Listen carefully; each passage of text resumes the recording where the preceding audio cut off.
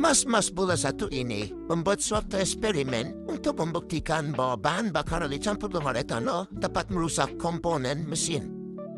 Does ethanol cause corrosion in a carburetor? Today we're going to find out with proof whether or not ethanol is a problem. I have some fuel that's been aging in some containers, so let's go take a look at these samples and see what we can discover. This is the E85 with no stabilizer. This is the E85 with stabilizer. Now, according to the manufacturer, this product was designed to help prevent corrosion and degradation in ethanol-based fuels. Safeguard prevents the harmful corrosion in the fuel systems often associated with the use of ethanol fuels. Helps protect your motor from the harmful side effect of alcohol combustion. Ethanol is hygroscopic, which means it attracts water, and unfortunately this fuel had a little bit of water contamination in it. So if you have an open container of ethanol, it's going to attract water and absorb it, and as a result you're going to end up with water contamination. This is E85 without any sort of fuel stabilizer in it, and is there corrosion? Absolutely.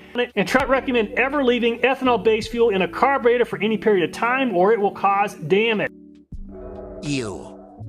Look at the buildup on this aluminum, definitely causing some corrosion. This is definitely eating into the aluminum and leaving like a jelly-like material on top of the aluminum. The question is, does ethanol cause corrosion? Without a doubt, it does cause corrosion. Does fuel stabilizer prevent corrosion from occurring? Obviously, the fuel stabilizer does not prevent corrosion. 85 with a fuel stabilizer does not prevent corrosion. As you can see, there's definitely some corrosion on this aluminum. So the ethanol did penetrate this paint and is down to the aluminum, causing corrosion. And as you can see, they both have this white chalky appearance, which is corrosion to the aluminum.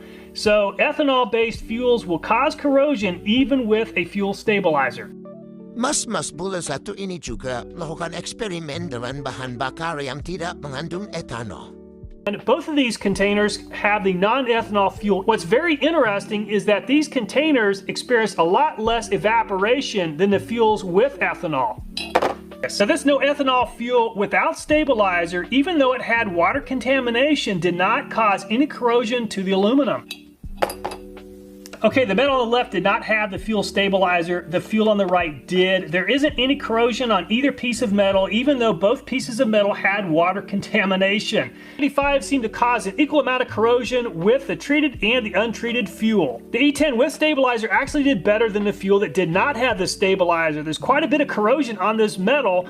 Now, the fuel that did have the stabilizer still experienced some corrosion, but not nearly as bad. The no ethanol fuel with and without stabilizer looked the same. There isn't any visible sign of corrosion. If you use no ethanol fuel in your small engines, you have nothing to worry about. Obviously, it's not good to leave that fuel in the engine for more than a year, just because